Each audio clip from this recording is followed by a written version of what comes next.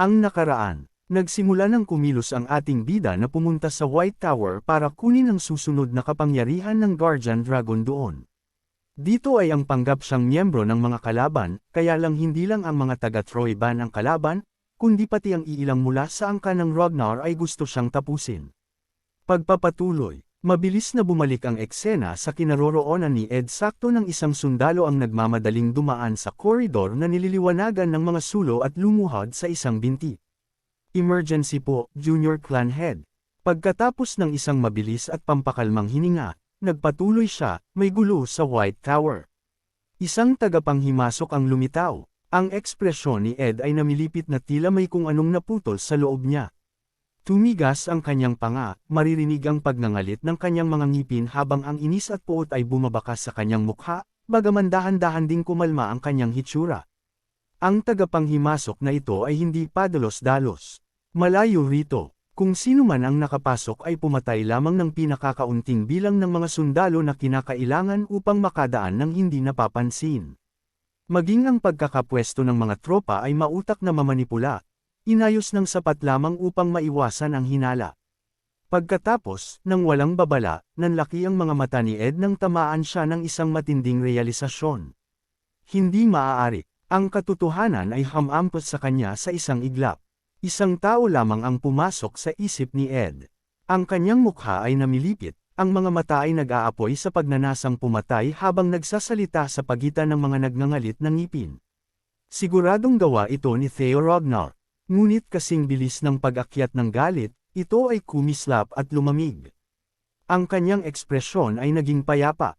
Samantala, ang sundalo ay nagpatuloy sa desperadong paraan, walang malay sa nagbabagong kalkulasyon ni Ed. Dapat nating dagdagan ang bantay at higpitan ang investigasyon. Mahuhuli natin siya sa lalong madaling panahon.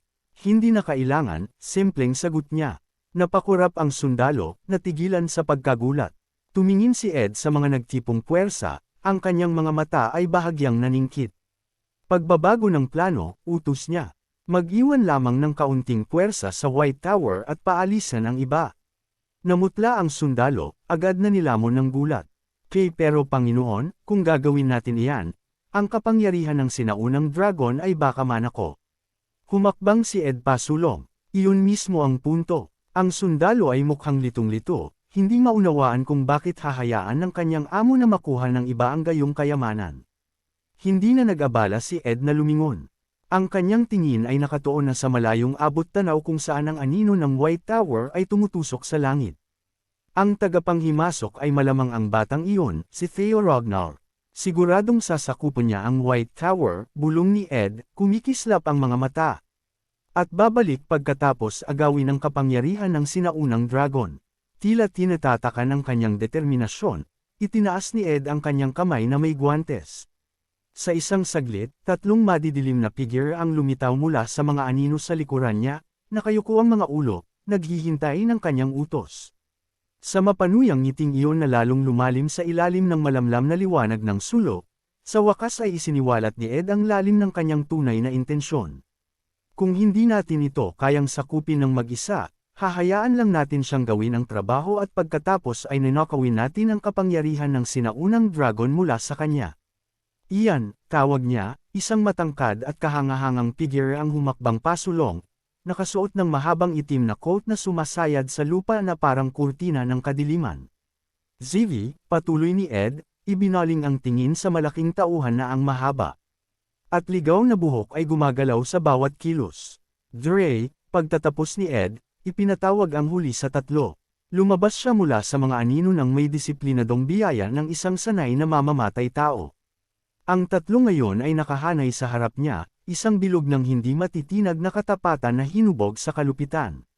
Sa oras na makumpirmo niyo na nakuha na niya ang kapangyarihan ng sinaunang dragon, patayin niyo siya at dalhin niyon sa akin. Ang kanilang sagot ay sabay-sabay. Masusunod po. Ang eksena ay mabilis na lumipat sa bako-bakong lupain sa paligid ng White Tower. Kailangang mahanap natin siya. Sigaw ng isang sundalo, pumiyok ang boses. Agad na nakontrol ng commander ang sitwasyon, nagbibigay ng mga utos habang hinahati ang squad. Kayong tatlo, maghanap sa paligid ng tore. Ang iba, sumama sa akin. Maghahalughog tayo sa panig na ito. Habang sila ay naglalakad palayo, ang kanilang mga sulo ay kumukutitap na parang mga nagkalat na alitaptap. Pinagmamasdan sila ni Theo mula sa mga anino. Malamig ang mga mata, kontrolado ang mga galaw. Tumalikod siya at naglakad sa kabilang direksyon, dahan-daw ang lumulusot sa kadiliman na parang talam na humahati sa mga tahi ng gabi.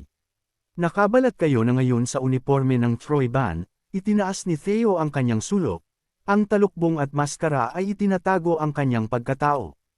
Isipin mo ngang ganun sila kadaling mapaniwala, sa loob-loob niya.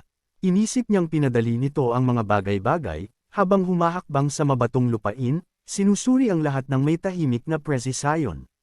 Walang countersign para sa pagkakakilanlan, at wala ring karagdagang tropa. Tumingin siya sa dambuhalang istruktura, ang realisasyon ay lalong lumalalim. Hindi, ang seguridad mismo ay nagiging pabaya na sa simula pa lang.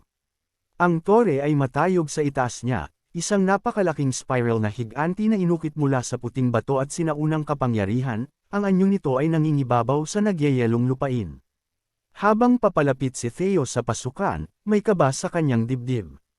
Tila ba, isip niya, nakatingin sa mga sirang balkonahe at arko na daanan, sinusubukan nilang akitin ako papasok. Isang biglaang asul na holographic window ang kumislap sa harap niya. Natuklasan mo ang relikya ng sinaunang dragon, White Tower. Ang notifikasyon ay naglaho na parang mga partikulo ng liwanag habang hinahaplos ni Theo ang base ng bato, naghahanap ng mga nakatagong bitag o proteksyon. Kahit na ganoon pa man, isip niya habang ang kanyang mga daliri ay damiin sa malamig na ibabaw, walang pakialam. Agad na tumugon ang bato. Isang marahas at maningning na liwanag ang sumabog sa ilalim ng kanyang palad. Nanlaki ang mga mata ni Theo sa gulat habang ang relikya ay tumitibok sa nagniningning na enerhiya. Isang puting aura ang bumuga palabas sa isang nakakasilaw na alon na nagpaliwanag sa mga guho. Ang ningning ay tumindi, bumubuo ng isang kumikinang nalandas na hamati sa bato at nagbukas ng isang nakatagong daanan. Ang anino ni Theo ay nakatayo sa nagniningning na pintuan. Dahil hindi nito mababago ang katotohanang dapat kong makuha, isip niya, ang kanyang determinasyon ay tumigas na parang bakal. Humakbang siya sa liwanag sakto nang manginig ang hangin sa paligid niya. Ang kapangyarihan ng sinaunang dragon bago pa nila makuha. Ang ningning ay binalot siya ng buo, nilalamon ang kanyang anyo sa isang kurtina ng puting liwanag. Isa pang system notification ang lumitaw, ang mga titik ay matalas laban sa ningning. Pumapasok sa relikya ng sinaunang dragon, White Tower. Sa kailaliman ng White Tower, ang eksena ay lumipat sa isang tahimik na koridor sa loob. Ang hangin ay tila sinauna, mabigat sa mga labi ng mga nakalimutang panahon. Ang alikabok ay nakalutang sa katahimikan, hindi na istorbo, hanggang sa isang biglaang matalas na yabagang. Bumasag sa katahimikan. Isang madilim na figure ang humakbang pasulong. Nabalitaan ko ito mula sa master, sabi ni Geezer. Ngunit ang isiping may relikya ng sinaunang dragon na nakatago sa ganitong lugar. Sa tabi niya, ang tindig ni Anyo ay nanatiling matatag. Sa tingin ko, ang pagpasok sa pamilyang Troy Band ay para rin sa dahilang ito, sagot niya, kalmado ang tono. Itingala ni Geezer ang kanyang ulo at itinampol ang palad na may guwante sa kanyang noo. Isang malakas na tawa ang kumawala sa kanyang dibdib. Gaya ng inaasahan sa napili, Chosen One. Sigaw ni Geezer sa gitna ng paghinga, ngunit hindi ngumiti si Anyo. Kahit na ang titulong Napoli ay may bigat, sabi niya, ang kanyang boses ay pumutol sa kanyang katuwaan ng may malamig na linaw, sa tingin mo ba talaga ay magagawa mo ang ganitong bagay kahit ikaw pa ang napili? Ang tawa ni Geezer ay hamupa, napalitan ng isang mapanuyang kislap sa kanyang mga mata. Well, nahanap naman natin ang kanyang military uniform bilang ebidensya, pag-amin niya, nagkikibit balikat na tila naaaliw sa detalye, ngunit itinapon iyon sa paraang masyadong halata. Hindi mo ba naiisip na sinusubukan niya tayong akitin sa halip? Ibinaling muli ni Anyo ang kanyang tingin sa harap. Walang pakialam kung ano man ang kanyang intensyon, sagot niya, may yelo sa kanyang tono. Kailangan lang natin ng justifikasyon. Terena, Geezer, utos niya, ang boses ay matatag at pinal. Kailangan nating ihanda ang entablado bago siya bumalik. Hindi ako aalis, sabi niya nang may paninindigan. Ang kanyang boses ay walang puwang para sa negosasyon. Hihintayin ko siyang lumabas ng tore. Huminto si Anyo sa paglalakad at dahan-daang lumingon sa kanya. Ano? Tanong niya. Hawak ni Geezer ang kanyang espada sa harap niya. Ang bakal ay nasasalamin ng kaunting liwanag na tumatagos sa koridor. Tinitigan niya ang kanyang sariling refleksyon. Hindi ka ba nagtataka? Bulong niya, ang kanyang tono ay lumubog sa isang bagay na nakakabagabag, halos natutuwa pa. Gusto kong makita, ang kanyang mga labi ay bamuka at ang ngising gumuhit sa kanyang mukha ay hindi na mukhang tao. Ang kanyang mga mata ay nanlaki, tila may lagnat at parang maninila, kung anong mukha ang gagawin niya kapag mamatay na siya. Sa loob ng mga guho ng White Tower, ang mundo ay naglaho sa likod ng isang nakakasilaw na ningning. Ang liwanag ay bumaha sa bawat ibabaw, nilalamon ang bato, hangin, at tunog sa isang napakalawak na dagat ng puti. Sa isang sandali, walang makita si Theo, tanging ang nag-aapoy na ningning na dumidiin sa kanyang mga talukap. Itinaas niya ang isang braso upang protektahan ang kanyang mukha, naniningkit ang mga mata sa gitna ng labo habang bumubulong, sinusubukang patatagin ang kanyang paningin habang ang matalas na liwanag ay dahan-daang nawawala. Ang matatayog na haligi ng maputlang bato ay tumataas patungo sa isang kisame na sobrang layo kaya naglalaho ito sa liwanag, at maraming palapag ang umi-spiral paitaas na parang mga suson ng isang dambuhalang sinaunang labyrinth. Ang silid ay lumawak ng walang hanggan sa itaas niya. Humigpit ang kapit ng kanyang mga daliri sa puluhan ng kanyang sandata. Lahat ng kanyang instinct ay nag-uutos ng pag-iingat. Ang kanyang mga mata ay tumalas. Hindi ko dapat hayaang bumaba ang aking depensa, isip niya, nararamdaman ang matinding presyon ng atmosfera ng relikya na bumibigat sa kanya. Dahil ang bantay na ito ang nakatanggap ng pinakamaraming kapangyarihan mula sa sinaunang dragon, siguradong isa itong napakalaki at mabangis na halimaw, sabi niya sa sarili, inihahanda ang kanyang tindig habang ang antisipasyon ay namumuo sa kanyang katawan. Isang bagay na karapat-dapat na magbantay sa relikya. Pagkatapos, mula sa loob ng daanang iyon, dalawang kumikinang na pulang mataang bumukas. Hamati ang mga ito sa kadiliman na parang kambal na talam. Isang mababa at matalas na tunog ang umalangaw-ngaw. Agad na nag-react si Theo. Humigpit ang kanyang kapit. Ang kanyang tindig ay bumaba sa isang combat stance. At ang kanyang tingin ay nakatutok ng buo sa lumilitaw na presensya. Ang bawat kalamnan ay nakahanda para sa isang sagupaan na maaaring bumasag sa mismong pundasyon ng tore. Ngunit nang ang figure ay lumabas mula sa mga anino, napatigil ang paghinga ni Theo, hindi dahil sa takot, kundi dahil sa hindi paniniwala. Sa mga baitang na bato ay lumabas ang isang maliit na nilalang na parang dragon. Sa wakas, dumating ka na, pahayag ng maliit na dragon, ang boses nito ay umalangaw-ngaw sa bulwagan ng may hindi inaasahang linaw at sigla. Napakurap si Theo, natigilan habang ang nilalang ay nagpapalaki ng dibdib. Ang napili, the chosen one. Sigaw nito, ang matinis nitong boses ay tumatalbog sa metatayog na pader bago pa maproseso ni Theo ang kanyang nakikita. Ang maliit na dragon ay nagmungot ng mukha at nagsimulang magreklamo. Kani-kanina lang, may mga kakaibang tao na sumusubok pumasok gamit ang demonic spirit poison. Alam mo ba kung gaano kabala ang pigilan sila? Nakatitig lang si Theo, tuluyang nanigas. Nakanganga ang kanyang bibig. May pawis na namumuo sa kanyang sentido habang sinusubukang pag-isahin ang imahe ng isang halimaw na bantay at ang nakikita niya. Tila hindi napansin ng maliit na dragon ang kanyang gulat. Sa halip, iwinasiwas nito ang mga braso ng ligaw. Ang maliit na bagay na ito ang bantay na nakatanggap ng pinakamaraming kapangyarihan. Ang kanyang hindi paniniwala ay lalong lumalim. Dahan-dahan siyang lumingon sa kanyang mga mana beasts. Itinuturo ng walang magawa ang maliit na bantay habang ang pawis ay tumutulos sa kanyang mukha. Hoy, sigurado ba kayong ito ang tinutukoy nyo? Halos hindi pa niya natatapos ang sasabihin. Ang fairy dragon ay tumingin sa kanya ng may matinding seryoso. Huwag kang tumingin sa panlabas na anyo, napili, babala nito, ang tono ay hindi tumatanggap ng argumento. Pinag-aralan ng Griffin ang maliit na nilalang ng may malamig at mapanghusgang tingin bago bamulong ng tuyo. Kahit na mukha kang magandang lalaki, pretty boy, laging daldal ng daldal tungkol sa pagiging tagapagmana at kung ano-ano pa. Agad na sumugod si Theo, tinakpan ng dalawang kamay ang tuko ng Griffin habang ito ay pumipyok bilang protesta. Pinapanood itong magpumiglas, naisip niya nang may hindi paniniwala. Isipin mo ngang lahat ng mga bantay ay takot na takot dito. Bigla namang sumigla uli ang maliit na halimaw, biglang naging masayahin habang ikinakaway ang maliliit nitong braso bilang pagbati. Oo nga pala. Nasaan ang aking kagandahang asal? Nakalimutan kong ipakilala ang aking sarili.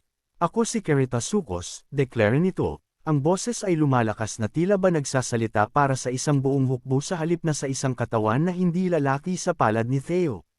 Ang pinakatapat na tauhan ng dakilang sinaunang dragon, ang isa na nagmana ng pinakadakilang kapangyarihan at ang bantay na nagprotekta sa mga pintuan ng Pantheon na kumukonekta sa ibang mga mundo. Tila ba ang napakalaking pahayag na ito ay nangangailangan ng isang palakaibigang balanse? Itinaas ni Car-Ado ang isang maliit na kamay at masayang idinagdag, tawagin mo na lang akong Car-Ado para sa Mad-Alien. Matagal siyang tinitigan ni Theo, sinusubukang itugma ang dakilang titulo sa maliit na nilalang na lumulutang sa harap niya. Ang tanging salita na nagawang kumapit sa kanyang isip ay lumabas sa kanyang mga labi sa mahinang hindi paniniwala. Pantheon. Masiglang tumanggaw si Car-Ado, lumulutang sa isang mabagal na arko sa itaas ng ulo ni Theo habang ang ningning na nakapalibot sa kanya ay tumitindi. Oo, ang Pantheon. Iyon ang lugar kung saan naninirahan ang mga Diyos. Paliwanag nito na tila ba ito ay isang simpleng katotohanan sa araw-araw. Pagkatapos ay dahan-dahan itong bumaba at lumutang muli sa harap ni Theo, ang tono nito ay nagbago sa pagiging mas maturo.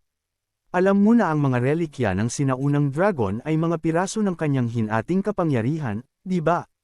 Noong unang panahon, maraming gawain ang ipinagkatiwala sa sinaunang dragon.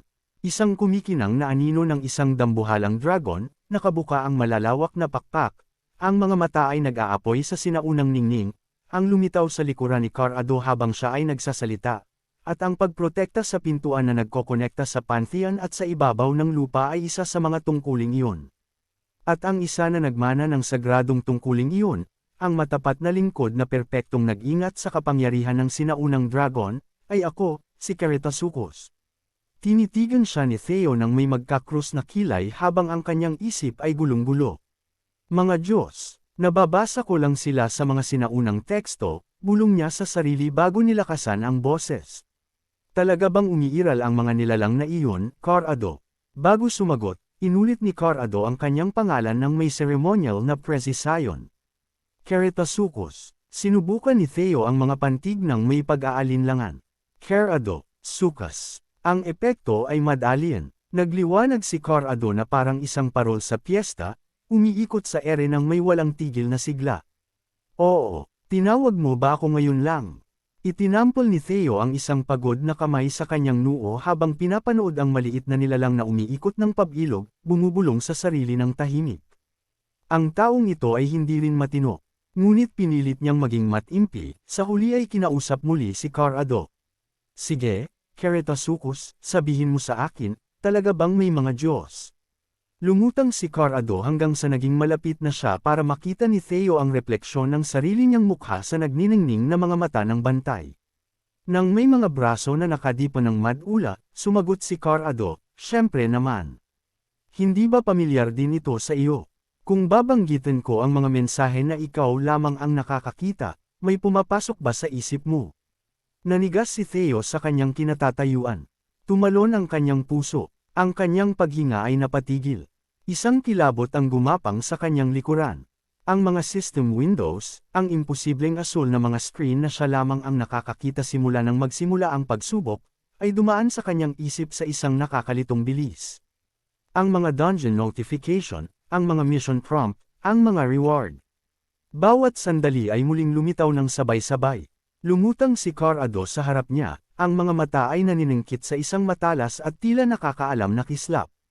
Iyan ay eksakto, sabi niya, ang kanyang boses ngayon ay may bigat ng isang huling revelasyon, kung saan nagtatapos ang pagsubok. Sapat kaya ang lakas na makukuha ng ating bida para ipagtanggol ang sarili laban sa mga kalabang nag-aantay sa kanya, para siya ay patayin. Abangan! Kung nagustuhan po ninyo ang aking recap, huwag sana ninyong kalimutan ang mag-like o mag-comment. Maraming salamat.